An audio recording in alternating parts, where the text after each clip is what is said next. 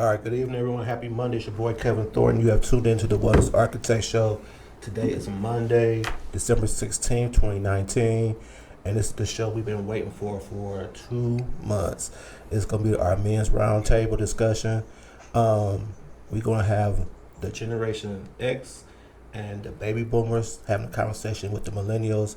We're going to try to create a conversation to speak about things, about misconceptions or lack of misconceptions we might have towards each other. So get ready. If you have questions, please call in or put them in our Facebook and we'll ask the questions for you. With that being said, I want to turn it over to my co-host, Ms. Lotus Riche. Hey Kevin, it's good to be here. Hello to all our guests. We're so happy to have you here. Our word of the day is tenacity. When you think things are going wrong, things look wrong, and things just simply are wrong, you still have to show tenacity. So that's our word today, and we're not going to prolong you with the word of the day because I think you got it. And our guys right here on the panel is going to share some things with you about tenacity and a plethora of other things. So welcome to the show. Please make sure you text in or you can call in on 470-251-4647 with all your hard questions for our young and younger gentlemen. So I'm going to start from my left. So get the microphone to the very end and tell everybody who you are, what you do, and pass it on to the next person. My name is Remy Sante. Start from here? All right, we're going to start with Mr. Shaun. What's the question? Tell everybody who you are, what you do. All right, my name is Shaun Banks, and my background is in youth development and personal development. So I travel around the country, different places around the world, showing people different ways to better themselves. My focus is on youth development, and I truly believe that youth can do anything that they really believe in doing. All right, Bruce. My name is Bruce Brooks, and I work in TV and film production as a producer, cameraman, audio, writer, editor, and that's kind of what I do, the media, the marketing, anything. And he is also going to be the producer of a documentary. Tell everybody what that's about, please, sir. Oh, my documentary, actually it's my second documentary. The first one was about the Tuskegee experiment. And this one is called, right now it's called Blood and Loathing, and it's about the disconnect between Africans around the world. So African Americans, Afro-Caribbeans, Africans from Africa, Africans from Europe. There's a disconnect between African Americans and African Americans, and we want to try to do things with each other to grow each other, but there's some subliminal messages in our mind that we just can't really get past. And it's kind of like an alcoholic. Until you realize it's a problem and admit it's a problem, you don't know to search for the answers. And there's a reason. It's not your fault you don't do the things that you need to do. But basically in America we have been labor, maintenance, and entertainment, and consumers. Those are our 4 roles. And maintenance, I'll say maintenance, even those people who have good jobs, unless it's your company, you're still maintenance. You're maintaining somebody else's wealth. And so until we decide that we're going to connect with one another, we will always be in the financial situation that we're in the social situation, and we really have to dig deep and find out who we are so that we can connect with one another. Because literally we are feeding the mule that kicks us. As long as we continue to be consumers, we buy the goods, who then they take the money to make sure we never get ahead. There you go. Okay. Hi, I'm Anthony Page. I'm an Atlanta-based filmmaker, producer mostly, do a little bit of directing, work in the area of film, television, and film. Georgia State University graduate, working on several projects right now. I'm shooting a TV pilot in January that I'm pretty excited about. So we'll hear more about that later. My name is Isaiah Rivera. I am currently a chef. I just graduated the art. My name is Isaiah Rivera, and I am currently a chef. I just graduated from the Art Institute of Atlanta, and I've been in culinary for about 3 years. Hello, my name is Alfred Brown. I am a graduate of Georgia State as well with a degree in finance and education. Just recently graduated from the Art Institute, my degree in culinary. Currently right now just working in culinary, but seriously considering going back to the accounting world. So. Awesome. Okay. How y'all doing? My name is Remy Sante. I'm a local chef, native from New York. Moved down here about 5 years ago. Trying to build my own brand and get myself to new heights. All right. And on Zoom, we have Mr. Byron. Yes, sir. How you doing, sir? I'm doing well. How about yourself? Good. Tell everybody who you are and what you do. My name is Byron Burnside. I'm founder and CEO of GBE, Greatness Beyond Everything. I'm a graduate of Central State University with a double major in business management and also economics. So thank you for having me. Thank you, sir.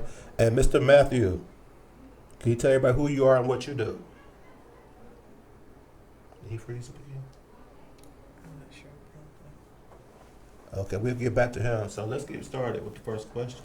Okay, fantastic. First question. Let's get it right here. Let me go down. Here we go. Here we go. Here we go. All right. The first question I have for all of you is, are millennials too emotional, or are the elders not emotionally intelligent? And I will say, I'll pose that question to you. To me? Yes. Well, actually, I think there's a little of both. I think that I think my generation worked so hard to be so hard that, you know, to tell somebody, you know, you really care about them. You know, we were the generation that, you know, you better not cry.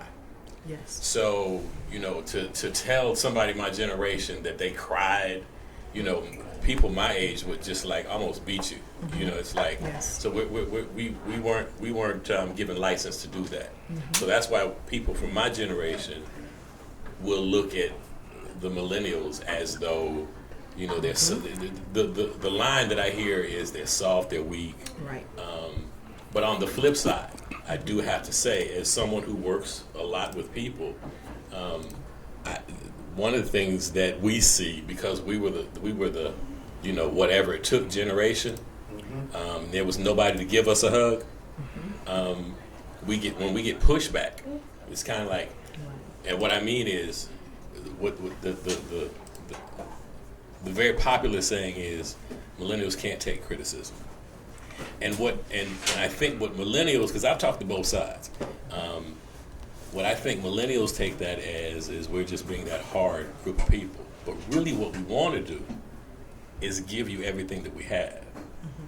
And when you don't take it, it's just kind of like if you gave somebody a sandwich and that's your last sandwich and they handed it back to you, you'd be hurt.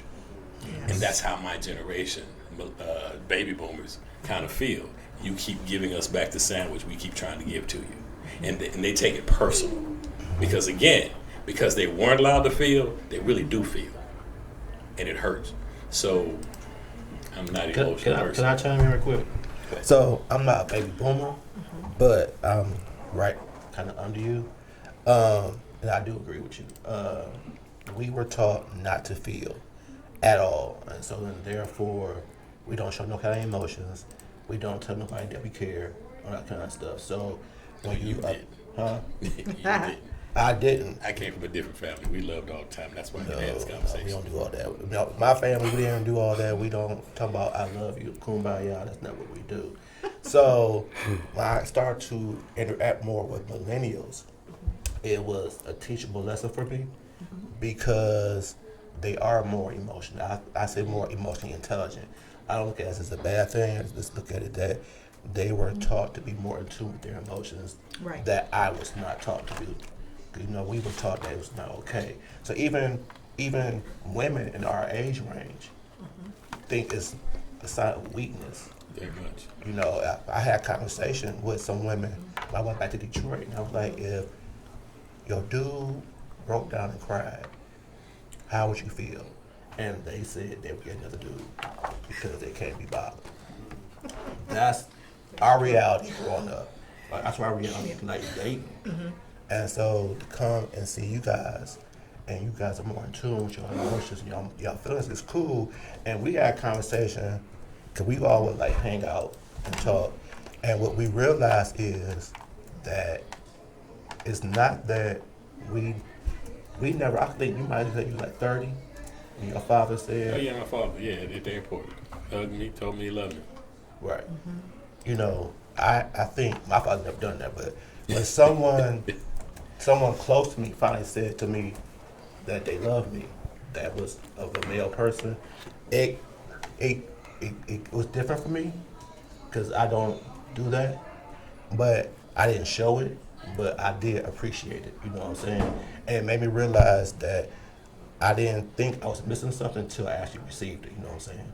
So we want to hear from the millennials. Let's go to Byron. What's your thoughts, sir? Thank you for the opportunity. I just want to be able to agree to disagree just a little bit. Just the simple fact that the gentleman stated that it's as if that you hand a millennial sandwich. The thing is that for some millennials, we are asking how to be able to hunt. So if you just giving us something and not to be able to work towards it, I guess we're going to be able to reject it, because we want to be able to know what is the essence of to be able to hunt for our own food.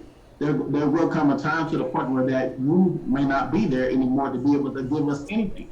So the resource for us to be able to understand who we are as individuals, as millennials, is for us to be able to hunt and know who we are. And that's why some millennials are emotional, due to the fact that they always come to contact and trying to understand who they are. But we have Generation S or baby boomers, what have you, not all but some, have a way to be able to downgrade and water down individual mindset. And the millennials just sitting back and say, yeah, I'm refusing all offers. So we're going to find our way, we're going to pave our way through to be able to understand which route and what path we need to be able to go to. Al? I don't agree with that. Like, I think, I get the fact that you're trying to find your own way, but like, it's people on the outside looking in, and they're basically trying to stop you from making the major mistakes that they could foresee coming and happening. So in telling you, oh, I don't think that's the right decision, it's not that person trying to tell you how to live your life. It's just that I've been here, I've done this. Let me just share with you the knowledge that I know. Not trying to tell you how to live your life, but these are just tidbits of golden nuggets along your journey that I think would make it a lot smoother and a lot easier.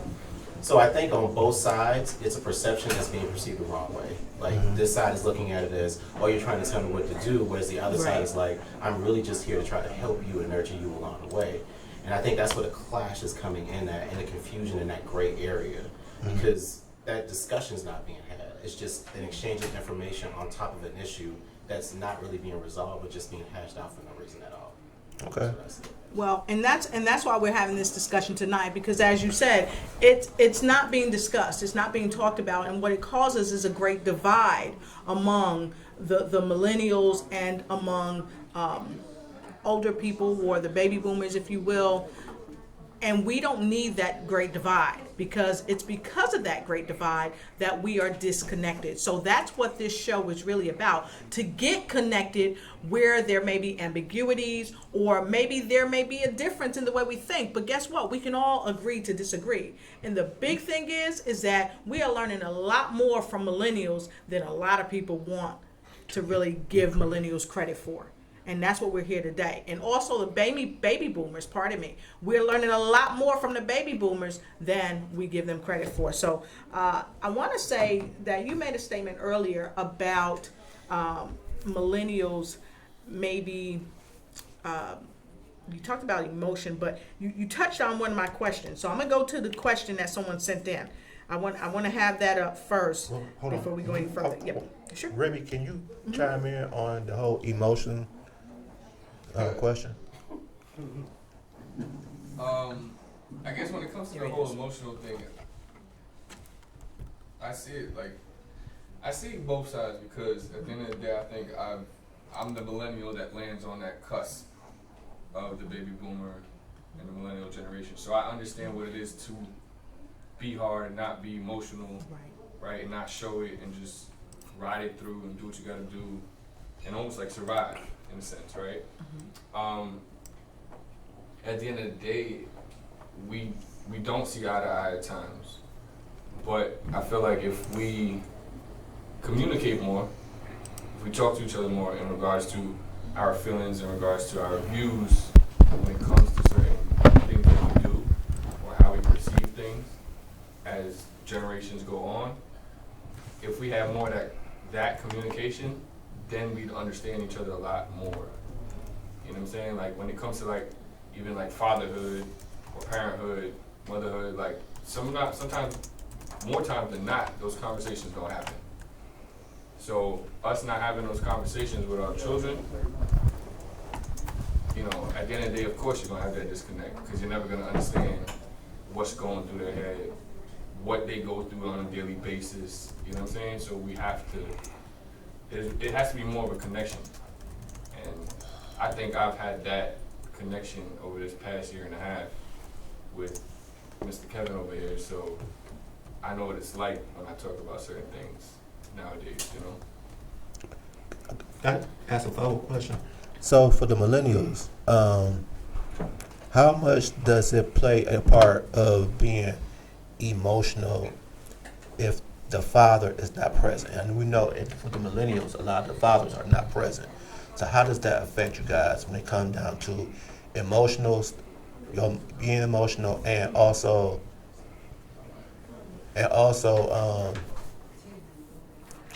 in your journey as being men? Isaiah, you go first. So, without having a father in your life growing up, it is pretty tough. You look to other figures, other male figures for that role model. A lot of the time, people get trapped in like I would say bad role models, as opposed to the good ones, because as we was talking about earlier, the good ones would we can't find that area, that clean area. You know, it's always that gray space, like somebody's trying to tell me how to live my life, let me do what I want to do. So I apologize. with everybody, with all the millennials, us growing up and everything, a lot of us depended on our moms to be strong, and that's who I depended on. And with me depending on my mom, it was just like me and my mom, we would have talks. It'll be like, hey dad, even though I'm talking to my mom, and she would be like, hey son, you know. But that's just like the females. I feel like they are the backbones with us growing up as millennials. She always told me and my brothers that even though we don't have that strong father figure, everybody was placed in our lives for a reason. It was probably not his turn to stay there, you know. It was, what she say? He's here for a season, not a lifetime or something like that. I can't remember how the quote goes, but yeah, that's okay. Byron, what's your thoughts on that? My thoughts about it is, I can just talk about my own experience by me being in a position of being raised by my grandmother and my two aunties. I didn't have a father in my life or what have you. So for me, it creates some type of identity crisis, because now you're being taught, society is painting a picture that men need to be able to have their exterior to be able to be hard, not to show emotion. And for men like myself, you have to try to find their way in today's society or what a man is, because you didn't have a father in your life to be able to show you the regard to what a man should be, what a man should do. You have a woman that's in that position teaching myself what a man is or what have you. And then when you get older in your life, you have identity crisis. That's when depression, that's when anxiety, lack of encouragement to be able to come in your life, and you don't know what to be able to do with yourself, because now you're trying to find your way through, and you never had a father to be able to understand who you are. At the end of the day, the size of my heart is the shape of my father that has not been in my life, period, none whatsoever. But I can be able to still look back on my past and be able to understand that the women that in my life to be able to show me for who I am, that always look up on person that in their eye when you talk to them. Have a strong hand grip when you shake people's hand or what have you. These are concerns and issues that's being done within our society, that when we do knock on the door as a millennial, trying to be able to have an understanding of what a father is or what have you, we get the back someone here of neglecting to be able to show us. And that's why you have the gangbangers, you have the drug dealers, you have the rappers, you have all the celebrities and everything that we tend to be able to look up to, because they give us an eye opener for us. Maybe this could happen. But when you have the neighbor right next door to you and refuse to be able to show you your way, and you see that person is not making the right decision, what should you do? Wow. Can I say something? Can you guys Yes, hear sir. me? Yes. You know, I grew up without my father too. And like most black men, we have grown up without our fathers. And so I see kind of like this old David and Goliath kind of scenario, you know what I mean? Because when you get to a certain point, and really it's the black men, the black family, or just men in their families in general who don't grow up without their fathers, right, are now in a situation I see where, because they didn't have that example, they weren't able to see how things were to be done. They didn't see how, okay, this is how this man is gonna go to work, come home, he's gonna buy a house, number one, which is the first stone for wealth in the family. He's gonna go to work every day, he's gonna take care of his family, he's gonna servant lead his family, his wife. Not seeing those things, right, makes it even more difficult now when the man, okay, who was a boy, did not have that father in his life. It's now got to be the father. And so when you're talking about like the next generation or millennials and stuff like that, I see them, for me, as they're like 2 generations removed that have got, or 3 generations removed that have got to deal with this absenteeism. You understand what I'm saying? So now when they're dealing with this absenteeism, they're harder. But they're also, when they are dealing with the absenteeism, so that's why it's so important for me, for my daughters. I don't have a son right now. Hopefully maybe in the future I'll have a son, but for the black male, you know what I mean? It's so important. I'm so glad that they were having this conversation, is that we have to connect that black man to his son, wherever son he has, so that the next generation will begin to heal, and that the hearts of the fathers will be able now to be returned back to the children, back to the son. You know what I mean? So I come from a biblical point of view. If you look in Malachi, the last words was that the mandate was that the hearts of the fathers will be returned back to their children. So as we continue to go and to move, and we talk about what it is to be from here, where we are here now as men, and then millennials, then how each generation is different. You know what I mean? It's that we continue to be there. You know what I mean? Mm-hmm. As we're growing up without these fathers, we know what that's like. Mm-hmm. So now, as we're growing up, you know what I mean, and we're now men, that our families, our sons will know what it's like to have a father in the house. Our father must be in the house. Mm-hmm. That will change everything. Love it. So I'm seeing a lot of the gentlemen on the panel nod their heads. So I'm hearing people, or I'm seeing people nod your head. So Anthony, can you talk a little bit about why that is important to have the fathers in the house? And then after that, I want to take a question. We have a few people that's chimed in. Well, kind of springboarding what he said and just kind of absorbing everything that's taking place. The first thing that I want to say is I think the idea of what manhood is expanding. I think we had one idea. Mm-hmm. I grew up where the man was supposed to be the provider. We go out and we bring home the bacon, that's it, and the women were kind of charged with the rearing and the community that was the family. But that idea has grown now. So, I do a lot of the things for my son, that my mother did for me. Mm-hmm. And my wife and I both bring in money into our household. So I think that idea of what manhood is expanding, and it has grown. And the internet a big part of that. There's a greater exchange of ideas. Another piece, we're talking from a generational standpoint, but I think it's also a geographic standpoint, because having been in the military, having lived all over the country, I realize my brothers and sisters in the Northeast think about things differently than the East Coast or the South or even the West Coast. So it's also kind of that cultural background. Another layer on that is the family background. My father went to Vietnam, came back with PTSD. My parents divorced. I didn't see him but 3 times in my life, but I had uncles. There was a big community. My mother had 4 brothers, and they were that for me.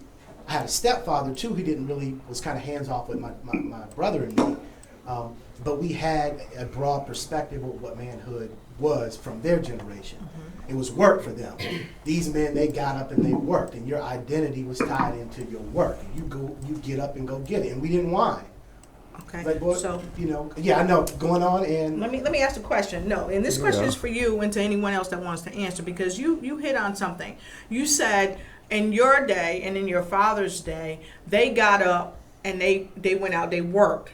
Their thought process was to take care of the family. So what do you say to the men, okay, that sit home and don't work, not because they're a stay-at-home dad, but because they won't get a job, and we have these women taking care of them?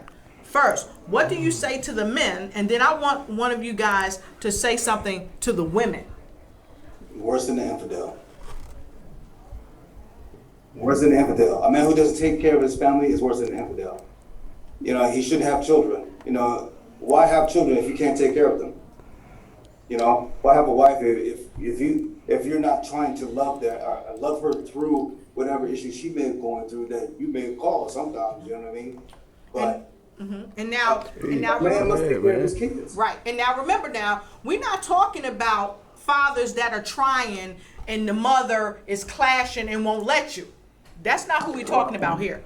We're talking about the men that refuse to work and take care of their children, or are living with a woman and letting that woman take care of them while she's at work, he's with someone else. Okay, that's what we're talking about. The deadbeat dad. Well, The deadbeat dad. No, I wouldn't call it a deadbeat dad. What would you call it? Like that whole scenario was my demographic growing up. My dad went to Vietnam. He came back. He was a product of PTSD. He was married to my mother, who loved him more than life itself. So you have a marriage with a woman who's trying to support her husband and get him back to where he needs and wants to be. Right. But you have a man that has a substance abuse problem, that doesn't know anything different, that has now had a child with a woman that he loves, and he doesn't know what to do. Like, he really doesn't know what to do. So growing up in that environment, all I saw was this man that would be sweating, moaning on the couch all day as I'm walking past him going to school, and my mother is working from like 2 to 11, 7 days a week to provide for the entire home. As that strong black woman, she never berated my dad. She never told me that he was a deadbeat. He was, a piece of crap.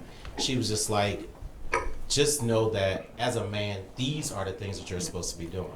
And I want to say this, as a clinician who's worked with people who have substance use disorders, we're talking about a person with what we call a disease that has they can't totally control it without getting help. Is that what you're saying? That is correct. But then we're also talking about an era where, just like we stated before, he's not supposed to cry. He's supposed to be a man. He's supposed to be strong. We're not taking him to no doctor.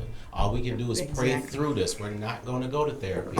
We can just pray him up. He's going to be okay. And none of that ever happened. Right. So how do we help him? That's my whole thing. It's an education piece. Like, you use those things as trials and tribulations to I think that's a educate different people. conversation. I think that's a different conversation. I think what we're talking about is the impact that it has on all of us. Because we're not going to change that. It's going to happen. We're going to have, and I think what happened is, let's go back a little bit. I came from a generation, I'm sitting, I hear this a lot. People grew up without a father. And that's kind of going back to my sandwich statement. I can't imagine, I literally cannot imagine, I had my grandfather who I was at his house every Saturday. He literally taught me, he said it figuratively, literally taught me how to hunt and shoot. He's taught me how to go through the market and pick out, you know, the best meat, the best eggs, or whatever. He taught me how to drive. He taught me how to, you know, he planted seeds on. You got to buy a house when you get older. You got to handle this kind of finances. You don't buy stupid stuff. You buy this or whatever.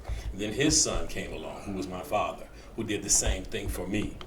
Sometimes I hated it, but it planted into me the things that I see when I see. Like when I do like youth motivation, I used to do it for corporations. I could literally tell the young men, especially African American, I could always point to raised in a female house, had a father, raised in a female. I could just tell because there's a male and a female energy in all of us. And if you don't have your father, and you know, I can't change it, but I can always tell because it's a certain type of energy. That I could tell when I went to college. I could tell the guys that had their father, and because we would all get to know each other.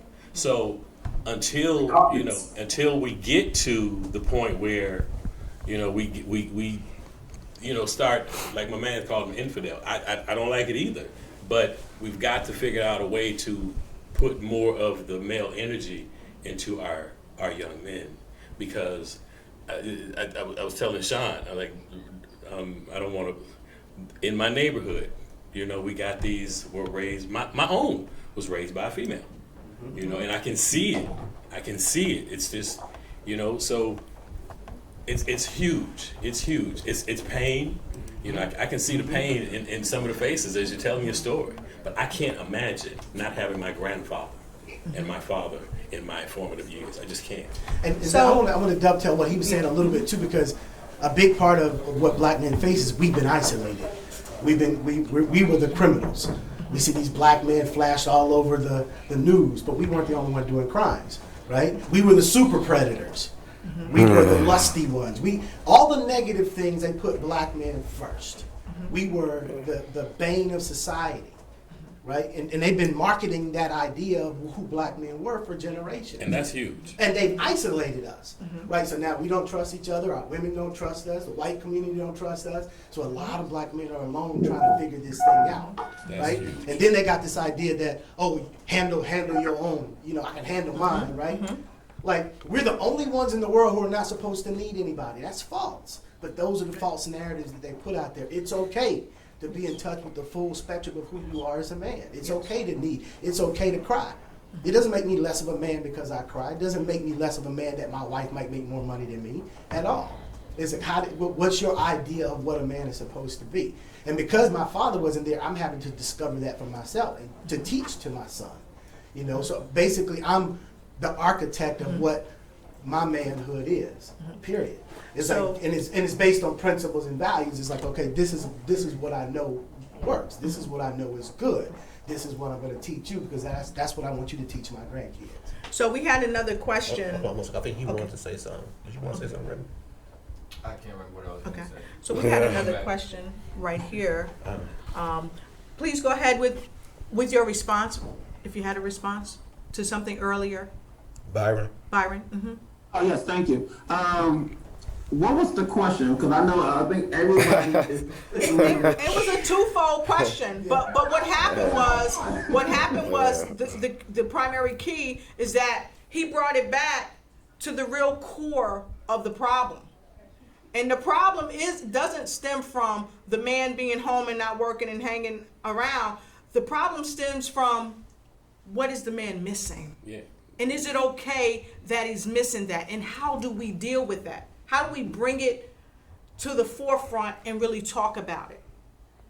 That's good. I think on my end, I think, like I said, I've talked to young people a couple of times or whatever, and they always say to me, that their father or their mentor or whatever, for men, it has not been required for men to be able to work as much as my grandfather used to be able to work, because now we live in a society that men that are groomed by women, that is given everything that's given to them. So now when they get older in life to be able to do anything, they're worthless. They will sit on their couch and watch ESPN all day, all night, or what have you, with no regard, and allow the woman to be able to go out and be able to do whatever she needs to be able to do to be able to make sure that the food is on the table. At the same time, the requirement from the woman is not being just to the man. Even though that the man in his mind know what he should be doing, he's not going to be able to do it because everything has been given to him. Right. And it goes back to millennials being in the position, teach me how to hunt instead of giving me a sandwich. And that begs the second part of that question. That On begs that. the second part of that question, and we're gonna get to that question. But before we do that, let's take some of our people. We got a lot of people chiming in. Yeah. And We there's a got question. to get back to Go there. what he said. Okay, let's go there. The media. Hold on, let's go there first. And then we- our people that are chiming in, we see you. We see you, and that's why we having this round table. And I know it's juicy. But We're gonna we take gotta hit this, a point, which is and the then media. we're gonna come to you. Okay, please go ahead, The Anthony. media. Well, I mean, just kind of what he said. I mean, we continue to blame black men. We're not looking. We were the ones that were hung in trees and had our wankers cut off. That wasn't too long ago. I mean, they had an exhibit down at the Auburn Avenue Research Library. They talked about, and they got markers all over the state of Georgia where men were hung. Yes. Some white woman would look at you like, "Oh, he looked at me, and I could get hung." Imagine the psyche and the psychology, how that may impact it. So now we're blaming. Oh, let me jump away from that because I'll get too emotional. This is what I see. I think these men have gotten smart. We decided, okay, we have to create our own. Yeah, some of them are doing illegal businesses, but I see a lot of them trying to start business. They're trying to figure out who am I, what am I good at, and how do I build a business around that. And it's hard because we don't have the support, but that's what I see. I see a lot of hustle. We're hard workers. And you want to call us lazy? That's a lie. That is an absolute lie. It's in our core, especially our Southern brothers. You can forget it. Those are the ones who, that's how we survive. But again, society has put the black woman here, and now she's got a little bit more support in the broader society than we do, and then she's looking at us like, why don't you have what I got? Well, there's not as much support for me. So I got to work harder just to catch up with you. Then you think I'm not on your level, I'm not equally yoked, and to me that's all a lie. I think we got to just keep things in proper perspective. Because and the final thing I want to say, these brothers are hurting. We've had to bottle up all this stuff for years. People talking about us, laughing at us, isolating. We don't have that hand when we need it, right? We're the threats in society. I got 7 degrees. I get on the elevator, a woman will pull her purse away. I'm walking down the street at night. I'm a little guy. I'm walking down the street at night, and I can see people hesitate because they see a black man coming. What do they think that I am? So imagine going in that, I'm trying to get a contract. Imagine going in that, and I'm trying to get a loan. You see what I mean? I have to fight through all of that just to get to the skills and the raw essence of who I am and what I want to do in my business. So, all right. Yeah. I feel like when it comes down to it, we're still not understanding as a people. Like we gotta forget about the past, because the past is always gonna be the past. It's gonna stay the same. You know what I mean? We have to come together and talk, like legit have conversations. We don't have conversation enough at all, like at all. I'm 33 years old. I had my father in my life, not in the house, but I never had conversations that I was supposed to have, quote unquote, supposed to have, right? What I do now, as still a young man and still an old head, as some would call me, is I have these conversations. This gentleman right here, every day at work, he could tell you. This gentleman right here, he's older than me. We have conversations. Like, I have conversations with people that are strangers, basically. Like, I've just met, or I met 10 years ago, that I didn't know since I was born, that really didn't make me, didn't breed me, right? My mom worked 2-3 jobs my whole life, still does to this day. They say that a young boy cannot be raised by a woman. That's false. Young men can be raised by women, but we can't be taught how to be a quote-unquote man by a woman, right? But at the same time, what is the perception of a man? Everybody has a different perception of a man. And let me say this.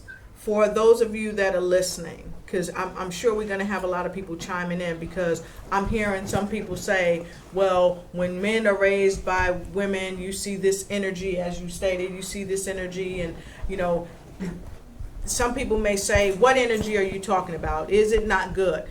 I can say this. Many, many men have been raised by single women because the fathers have vacated their space for whatever reason.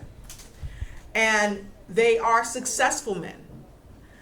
But like you said earlier, there's a hole in your heart. There's a huge hole. There's a space that has to be filled.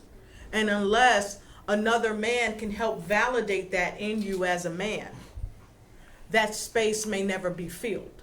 So to all the women and all the men that are out there watching, remember, we're not saying that women can't raise male children. We're not saying that. But what we are saying is that men need to remember, you've got to step up. You can't say, oh, you was raised by a woman and you're not good enough, or whatever you say. You got to step up and take ownership, because our young African American men and Caucasian and Latinos, these men still need their fathers and father figures in their lives. And like you said earlier, so powerfully put, it leaves a gaping hole. So what do we do about that? Well, like you were saying, that what conversations should we have with that black woman? I think that's one of the conversations that should be had. Like, what positive black role models in your life do you have, can you present to your son, that are going to be, you know, good for him? He doesn't have to be the total package. He could be a guy that's just a really good guy that does a lot of volunteering. Okay, can you teach my son the humility in actually volunteering, what it actually means to do that, and why he should do those things? Not necessarily saying that that's something that he's going to do, but it's something good to expose him to. Yes. Like, I think as a black mother who's raising a black man, that's one thing that she should do. Mm-hmm. She should also find some type of grounding in some type of faith. I just believe that. Like, I believe that regardless of what the belief is, some type of faith should be instilled in that man. Let it be by her, by that institution, by someone that she knows. Those are just key things that I think that she should be doing and having those conversations with. Because I think the problem is that we look for that one person for him to follow and model and be like, that's not how that works. No. Everyone is not perfect. Like, everyone has something to offer and to give up. So that's what you should be seeking for. You should be looking for that guy that has those qualities that you want instilled in your son. And he should be kind of modeling that. But I mean, with that, you shouldn't just be like picking up everybody, introducing them. Of course, you should do your own screening or whatever. But I think that is the start of the conversation that should be had with the black. And it's unequivocal that it takes a village. I want to say something to you, but I want to say something too. I can hear a lot of hurt. Yes. Exactly. In the room, so you can tell there's a lot of people, even older, that have had their fathers in their life, and how that affected them. And so the problem is, a lot of times too, is these people, like Byron said, they have holes in their hearts, and they would like to get another person to be that figure for them, but they're too scared to ask for that because they are being rejected. Exactly. Well, that and the emotional part of it too is when I offer myself up and ask for help, I'm looking soft, and I look like I am not being the man that I'm supposed to be, because I'm asking somebody for something. Doesn't even have to necessarily be help. I'm sorry, it doesn't even necessarily have to be help. It's just looking for something. And that's why I wanted to pass the ball to Isaiah. As a millennial, Isaiah, I'm confident, probably sees this question a multitude of times before you. So as a millennial, what would you say to that? Well, me, for millennials, I would say that it is hard for us growing up, and without fathers, it's hard. But our mother would bring in, that's gonna make it sound real bad. So my mom got married 3 times, and she says everybody that she married he enrolled something in us. My first father, my biological father, he enrolled life into me, and he showed me what I don't want to be to my kids. You know? The next person, he showed me that I'm supposed to work you know, and be a hard worker. And if you like to do something, do that. Right. And her husband now, my stepfather now, he showed me religion, and through religion, I'm becoming a better person for myself because prayer brought me a lot of peace. But if I'm looking for something in somebody, I have a lot of pride, so it's hard for me asking, hey, can you teach me to do this? Hey, I need help on this. And I'm through these two, both of these two are my mentors, and they are teaching me how to actually open up more and become a better version of me. For people that are out there, like I would say in the streets, they look to their what they call their OGs, the originals, like the baby bloomers, you know, and they look to them. And if that's the hardest person around, that's who they want to be like, you know. For me, I just try to be myself. I try to be the best person that I can be. Is what my mom always tells me. So it is unequivocal that it indeed takes a village to raise any child. And my question to everybody out there and to the guys on this panel today, what part in the village are you playing? So with that being said, Shaun? Well, what I'm looking to do, or what I'm doing as far as a village, is the development piece. So we have a youth development camp called Camp Warrior King, which is all about inspiring youth and getting them exposure to things they normally wouldn't experience during the year. Things like hunting.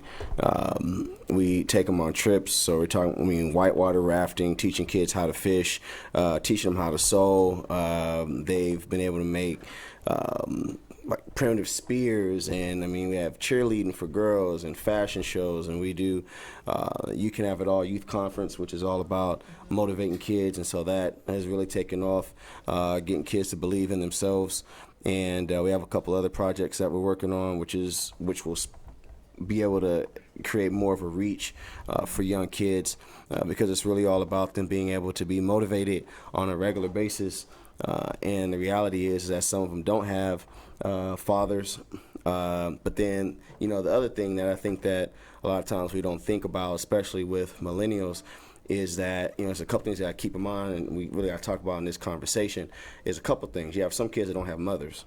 Even though their mothers may be at home, they don't have mothers, and all they have is a father. Because mom is gone, or she's, or whatever. But then you also have a thing where there's been a lot of conversation about a very traditional family structure. And we're in 2020, and the traditional family structure is not what it used to be 20 years ago on the norm. So you have same-sex homes, which for a lot of traditional people is concerning, but the thing, and I say that because I'm talking about development and what I see with young adults and young kids coming to the program. And the thing is that sometimes you'll see, and it's part of a conversation we can have, you'll see a mother that has a daughter, and she might have another woman in her life. And so that wasn't originally how it was, but that man is not there. But there's somebody that came in that's taking care of that kid. But we shun that and say that that's bad, but that dad is gone. Or, for example, you'll have, that I experience, I have certain programs that teach self-defense to women and children, right? And so I have white same-sex couples that are raising black children. And so some people look at it and be like, man, what's that? But the thing is that black people ain't fostering no kids. Exactly. But they're fostering the kid, taking care of the little girl. So the thing is what would her life have been like had they not stepped in and been like, nah, we're going to scoop this girl up. So what that says is that every white person is not bad. Number one, because the reality is that with a lot of things that we've done as black people in this culture, we would not be where we are if it weren't for the help of certain white individuals to help those things happen. Every white person is not bad. Every black person is not good. So part of with development and what we're doing, especially in 2020, is that there has to be a mindset if we're going to connect, or if you're going to connect with millennials, Because if you come into a millennial group and be like, hey, what y'all doing is bad, y'all need to do it how we used to do it, no, nobody's going to listen to you. Because the thing that's happening is what we thought was the thing that was supposed to happen, what we're supposed to do, is not what it is. For example, and we can go ahead and get this conversation started.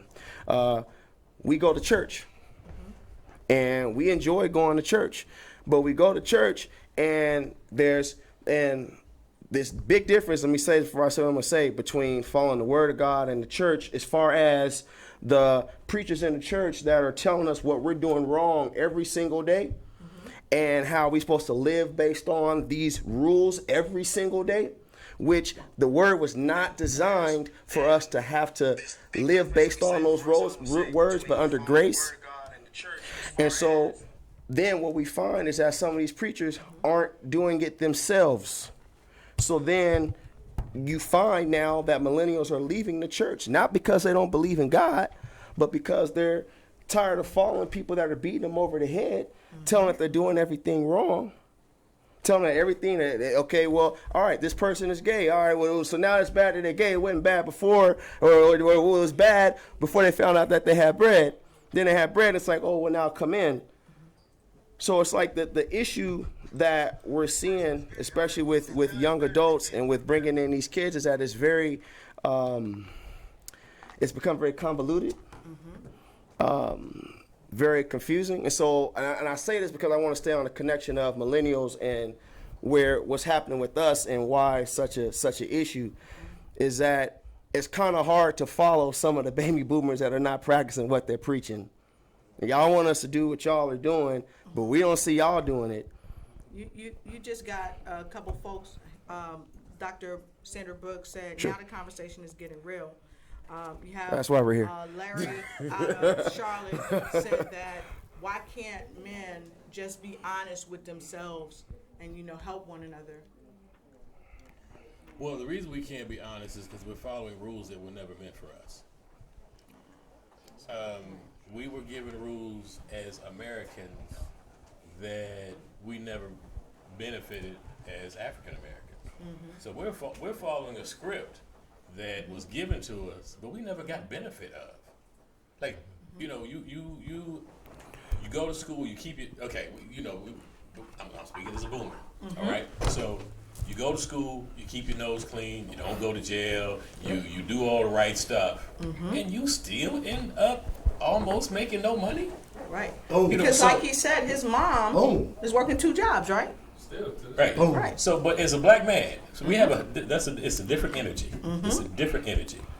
And so, as a man, when we were taught, you're pretty much a failure when you couldn't provide for yourself. Yes. Women, you have some expectations, but you don't have that cloud of you're a failure when you can't take care of yourself. You have needs and all of that. But as a black man, you are a failure. So when America, and pretty much around the globe, because this is not an American thing, the more you travel outside the country, you'll see that they're in the same situation in London, they're in the same situation in the Caribbean, everywhere. So they gave us rules, but then we didn't get the benefit. Right. So we did this, but then you loaned to everybody but us. You gave jobs to everybody but us. You gave us media that told us the thing to do was being a thug, and so now you're surprised you want to be a thug, but that coincided with the prison industry. So everybody made money off of that except us. Of course. So we got given a script, and Shaun knows in my garage we smoke cigars and have this conversation all the time. And see, I have friends that actually they bought into the system. They still buy the system. We've come a long way. No, we haven't come a long way. We've got the same amount of home ownership that we had in 1968. We have the same amount of income. The only thing that we came a long way is we have shinier things than our parents. Yeah. So I just want to say this because I saw your hand shaking. I saw your hand shaking when you said that, and this. I want to make this point because this is real. Our men deal with this day in and day out, the unlevel playing field.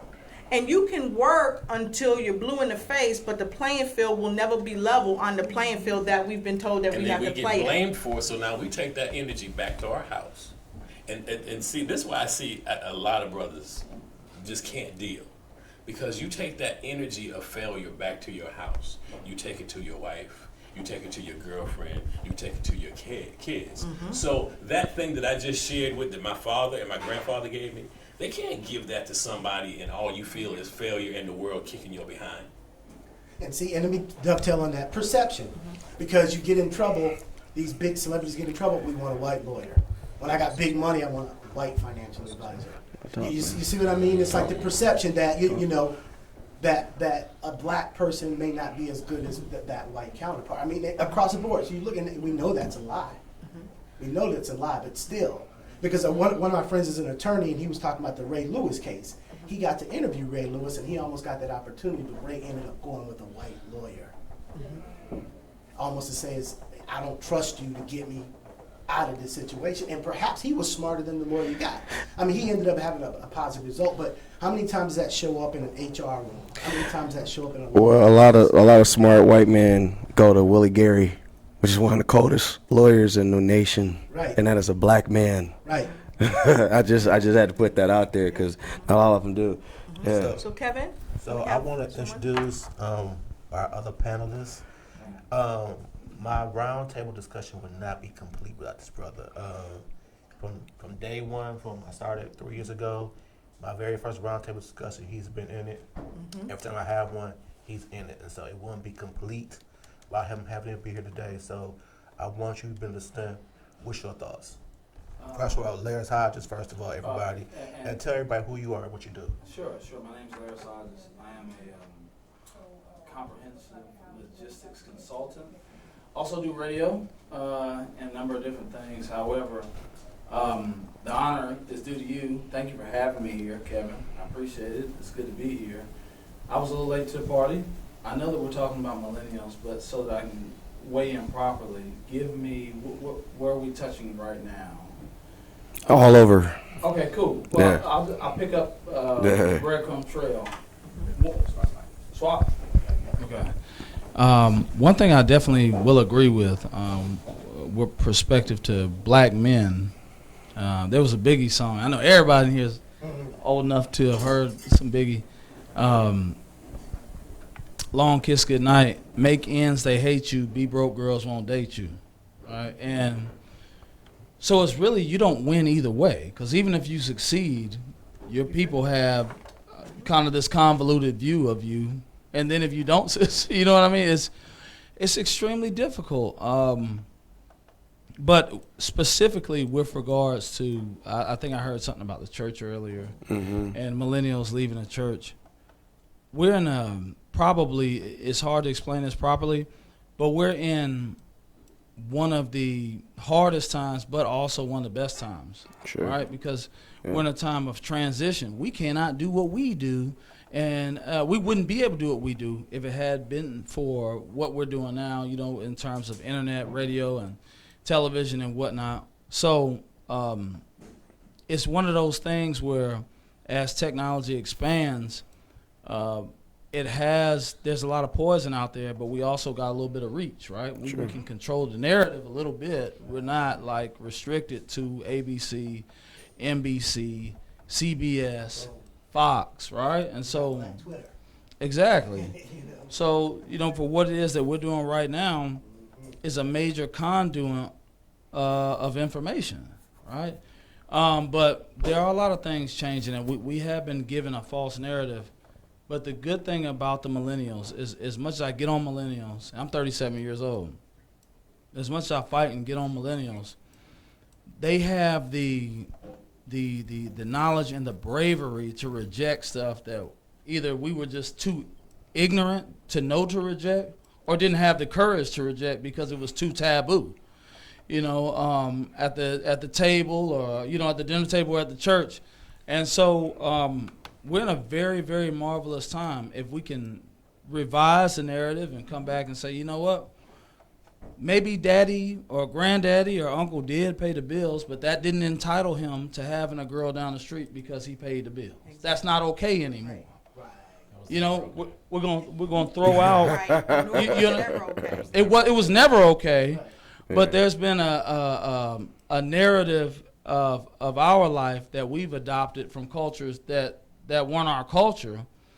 And then we see the blowback. We see women saying, well, you know, the grandma, great-grandma, you need to get your own. Because of maybe what they push that so far to the extreme, and now that's why we have the what you're saying about you may have same-sex relationships or whatever. Some of that is not just out of an intrinsic desire to have them. Some of it is still centered from the ricochet and the blowback from not wanting to be captive to anybody because of their ability to financially take care of a household. So everybody has an opportunity now to come back to the table and look at this thing realistically and say, okay, well, we've got to find our own culture. We're finding it. We can use a little bit of the rebellion with the millennial culture as a reflective mirror to reconstruct the way that we do things going forward. I have something from Dr. Brooks. She said that that's an important point. They have an intestinal, thank you, Doc, that's what I was going to say. They have intestinal fortitude to ask the tough questions that we don't ask. We had a person on before, Miss Jennifer McNeil, and she wrote a book called Stripes, Strength, and Lipsticks, and she talks about intestinal fortitude. And you are 100% correct, because millennials do have the intestinal fortitude to stand up and say, you know what, I hear you and I may even respect you, but I don't agree with you. And I'm willing to agree to disagree. And I think that's something that the millennials are bringing to the table that a lot of the baby boomers didn't bring to the table as much, because they were outcast if they brought that to the table. And not to interrupt you, but to your point, 100%.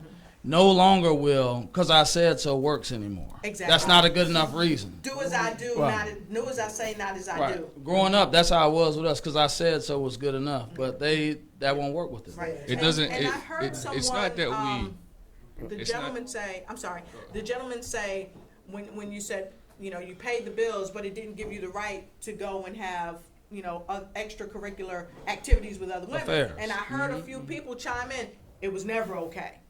You know, and right now in this day and age, even with disease running as rampant as it is, people are still feeling like I pay the cost to be the boss, so it gives me the right to go out and do whatever I need to do. And the thing is, it's happening on both levels. Men and women are doing the same thing. So happy you made that point. I believe. Yeah. I believe it's not that millennials have the balls, I guess you could say, to ask nowadays.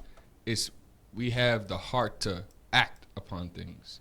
So at the end of the day, we don't want to hear what anybody got to say, because we feel like we have to go through it in order to understand what it is we have to do.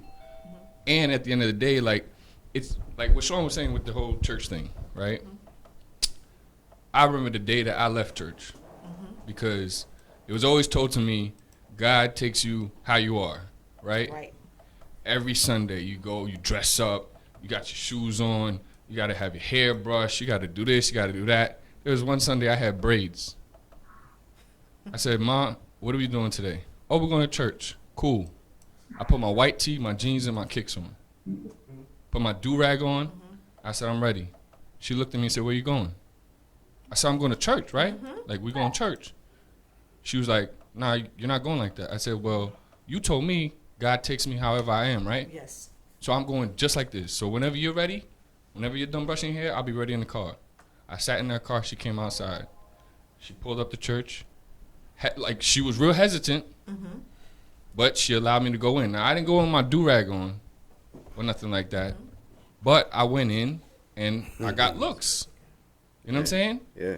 But at the end of the day, like, I'm Haitian. So that Caribbean background, bro, you cannot play with that. When you're at church, like, you have top hats on, you have all these things on. But I'm walking in sneakers, white T-shirt, and jeans on. And the first thing they call you is a vagabond. Vagabond is a thug in Creole, okay? Yes, I ran the streets, I gangbang, I did all that, but even at that time, I wasn't really into all that. I was still trying to find myself. Just because I'm dressed a certain type of way doesn't mean nothing. You know what I mean? So at that point in time, I said, religion, I'm not with that. I couldn't do religion because not only that, you're also watching these priests on TV in Rolls Royces when T.T. Johnson can't even run around her 94 Accord, but yet at the end of the day, they got Rolls Royces. But T.T. Johnson every Sunday want to come out and bring $500 for the church that keeps growing every year and becomes not this little box that it was, but a huge ass stadium. Like, what are you doing? You know? At the end of the day, I get what this gentleman here is trying to say about you have to come in, you pay the bills, you know, you do this, you do that, you do this. Again, I think the perception of what a man is or what a man has to do in a household is split into so many different lights that we can't even sit there and say there's one way to be a man. Right. But we're not even accepting that Right. as a people. You know what I'm saying? Like, yeah, pro-black, but we hate on each other. Right. All the time. Every day. If I come through in a pair of Gucci sneakers, somebody else come in a pair of Vans, the person in the Gucci sneakers be like, oh, you're whack, you're lame, because you got Vans on.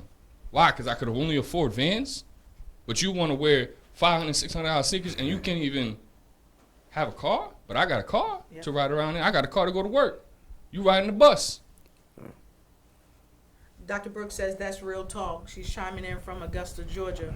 She's the author of the Purpose. Dr. Brooks, tell me. I'm sorry, that was so profound what you said.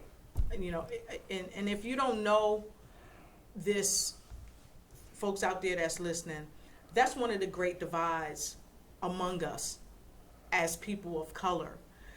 Instead of loving on each other, we seek to tear down before we seek to understand. Right. And if we seek to understand and understand what unification is, we would do better. And I've traveled all over the world. I work for the Department of Defense. I've been to all different kind of countries. And what I've learned is that they mimic people of color. They love our kinky hair and our complexion and the way we dress and our swag and even our vernacular. But we are the ones that don't have the self-love for ourselves. You know, it's self-loathing. So that was a dynamic point that you made. So the question is, how do we teach ourselves to enhance the love for ourselves? Because really, it starts on the inside. Mm-hmm. Conversation. Right. And another thing I was going to say is conversation. The unbroken chain, because each generation, you're going from the great generation, the boomers, Gen X, the millennials, they hit certain marks. They reach certain milestones, and we cannot forget those lessons. So I have elders. Who mentor me, and I'm mentoring about 17 people. We need that. That they're teaching me something and been sowing something into me, and then I can pass that along. Right. But it also has to work the other way. We got to listen to the young people, you know, because they figured some things out that make, you know, we did it one way, but it doesn't mean their way is wrong. Right. So it has to be like a continuous loop. We need each other, and we can't separate, because there's a lot of energy maybe on one side with the millennials and a lot of wisdom on the side with the baby boomers. All of that is necessary. We got to think 360. It's not an either or. So let me ask you this, Anthony. Okay. I've known you for a few years. Yeah. And some of you don't know this, but Anthony and I, we've had several debates together. We went to college together. And the message has always been the same that you're giving today. So for those of you that are giving a very similar message or a different message, but a very empowering message over there down at the end and all over here, why do you continue to carry the message? Because your message is so strong. I mean, I could feel the energy coming from you. Well, I think my message is what he said, and I love what he said, but it's kind of like it's got to be a 360. And I know my generation won't listen to anybody. They only listen to me. So, but we've got to listen to each other. But just in my lifetime, there was a group that came out of school late 60s, a little bit before me, so they passed it down. We watched them, get beat up in whatever, in whatever. And then there was another group that they came out like mid-70s, and I listened to that. That was the group that I listened to. Then I came out of high school college 84. And then we the ones behind us. I think the frustration and the disconnect is when you said we want to go through it. And it pains us to have some of the tools that you need. And I'm using my sandwich, and you hand my sandwich back again. Like, I really, really, really want to give you the tools that you need, and not you know, we want to give you. There's a song, Regina Bell, If I Could, I'd protect you from the sadness. And we want to do that. And then my generation is the so-called hard generation. They're the most sensitive people on the planet. So when you say, I don't want what you got me, I want to go through it, they just say, well, screw it. I'm going to sit on the couch and drink a beer. And you know, as a millennial, and a lot of times, I think you kind of miss out because, you know, they're dying with they are literally dying with knowledge. Understood. And let me say this. Let me chime in before you go there. But you know what? I've heard other millennials say, we want to hear you, and we do care, which is diverse from what you're saying. But we don't want you to do it for us. We want to do it for ourselves. And I think, and I may be wrong, I think that's more of what you were saying. I'm directly speaking. That's a whole nother group of people. That's why I say they don't listen. There's a group of people that will go. My business partner had a program, and much like Shaun knows, he's given up on the program. It was a mentor program. It was a football program. He's an ex-professional football player. Spent all his time, his money, and he just finally said this year, I'm tired. You know, I'm giving my money, my time, I'm traveling the world, I'm paying out of my pocket, whatever, and it's just constant, we don't want that. I think that... And I understand there's two sides. But, you know, how he feels is, I'm giving you tools, and you're handing them back. But what I was saying was, not every millennial feels the same way. Every millennial is the same. It's not so what do we do? So what do we do? Like my man said, we got to keep. How do we help you? We got to do this. Let Shaun talk first. I think that part of what it is that it's not that millennials don't want help or that they don't want. I mean, if there's a better way to do it, let me know. But the thing is that let's just be real transparent about what we have seen from the generations prior. We're seeing better ways to do things. For example, I'm gonna break my neck to I can get a $100,000 car and be in debt, or I can ride an Uber, right? I can get this house and I can have this mortgage, which real estate is extremely important, and it is. But I can do that, or I can travel all around the world and live in Airbnbs and enjoy myself. I can work this 50, 60 hours a week that you say that I should do and have this job, or I can gig it the whole day and time and be like, I'm an Uber over here, I'm a Lyft over here, I'm an Uber Eats over here, and then I'm going to spend time enjoying life with my friends, which is ultimately what y'all said y'all wanted to do. I'm just doing it at a younger age. And so it's an issue because now it's like I'm lazy, but I'm not lazy. I'm just doing it better. And so the thing that happens is that, you know, it's like, okay, I'm supposed to, why the hell you want me to use a typewriter when I can use my computer on my phone? It's like you want me to use an archaic method of doing something when there's a new way to do it. And instead of respecting the fact that I'm using my mind to do it, you want to be like, y'all lazy, y'all ain't doing it the way we used to do it. Listen, every generation was like that. If it wasn't for young millennials, right, the baby boomers now are the millennials of the civil rights era. So we are you still. You were the Black Panthers. I mean, there were black people that hated the Black Panthers. They hated the fact that they were, but schools wouldn't have breakfast programs if it wasn't for the Panther Party. That's who created it. It came from black people, young black people like us that was like, you know what, there's kids in the hood that's not eating breakfast. So what we gonna do? We gonna start feeding them breakfast in the morning. How do I know? My mother was one of them. And so it's like, so now there's breakfast programs all over the country. We're seeing a way to do it better, just like y'all saw a way to do it better back when there were people that were older. Like, no, we're not bowing down. We hate racism. We hate bigotry. We hate the fact that we hate. Quick statement. Yes. So what we're saying in the elder generation is, like he continues to say, you don't have to start from zero. We're not. We've Because I'm Gen X. I got you. My generation Yeah. was the hip hop generation. Got you. We created the fastest growing culture in the world. Right. Speaking our truth. Right. But it comes from those baby boomer parents who taught us certain things. Right. And taught us not to put up with certain things. But I think that I think that the issue is that a lot of times the older generation looks at a certain small group of people in a millennial circle and then like casts us all the same way. And that's not the case at all. Yeah, there's some thugs and some hoodlums out there. We ain't denying that, but we not all like that. You got some innovators. You know, you got people that's moving and shaking around this country, young blacks that are like making things happen, and we're figuring out ways to do it better. And our thing is that okay, if you want to be able to like help us make it better, we're all for that. But the thing you got to understand is that this is not your time. It's our time. It's our generation, and we're gonna create it, and allow us to do that to be competitive with the rest of the world. Last statement. Last statement. Yes, sir.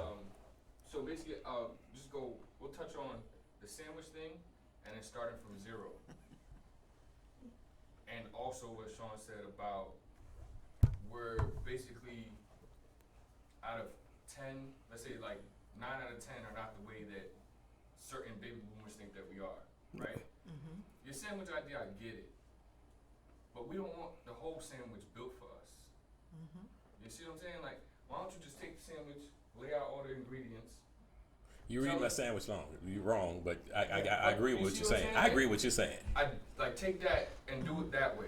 We're not asking to start from zero either, because nobody really starts from zero. We do need the help. But there is a way to articulate it.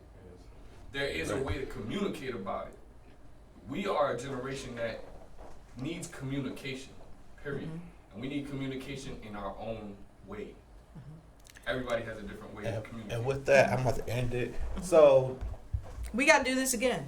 Yeah, we're going to do this. Because we got to get back to that articulation thing. Well, first of all, I want to say thank you to everybody. You all have exceeded my expectation of what it was supposed to be.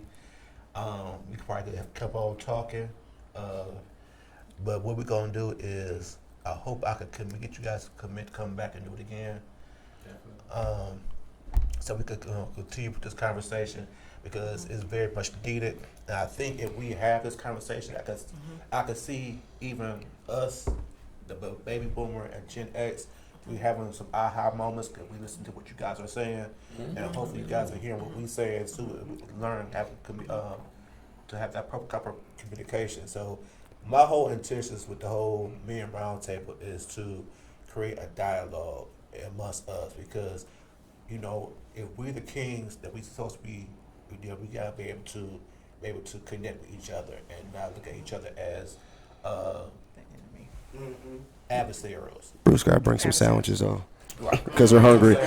We all hungry. We do like to eat. Bruce gotta bring some sandwiches. I bring a lot of sandwiches. But also, all different kinds. I pride myself in trying to surround myself with excellent black men who are doing great things. So I also want to use this as an opportunity for you all to connect and probably work with each other. Like you with your youth program, you got people teaching how to sew. You got 3 chefs right here who teach them how to cook. Yeah. I can sew too. Can you? Oh, for sure. And we got this man right here who's doing great things in Dayton, Ohio. So he might want to be able to use some of us to help him with what he's doing. So, you know, part of that is to not only to have this communication, but let's use our talents together to be part of the problem, part of the solution of what we're trying to do. Let's do it. So what I'll do is me and Lotus will figure out another date, hopefully for the beginning of the year, and have y'all come back and have part 2 of this conversation because it's very much needed. You know, we got a lot of great feedback, and y'all was just amazing. So I do appreciate y'all, first of all. No problem. I just want to thank everybody, our viewers all over the country.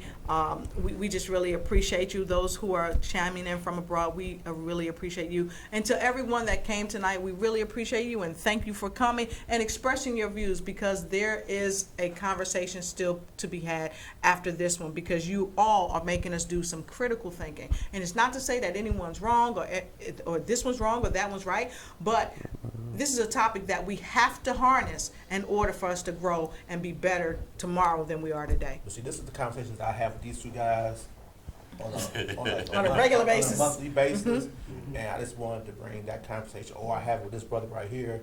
You know, when we get together, I have it with him, but I just feel like we need to have it more together on a monthly basis. So instead of having just doing it and doing so the world to see how we think, how we move, how we shake. It's something we'll do. That's right. All right. I appreciate you. My pleasure. All right, with that being said, it's been the Wellness Architect Show with Lotus Riche. I appreciate you, ma'am. I appreciate you guys. Until next week, be blessed, be authentic, be you, and we are out. Peace.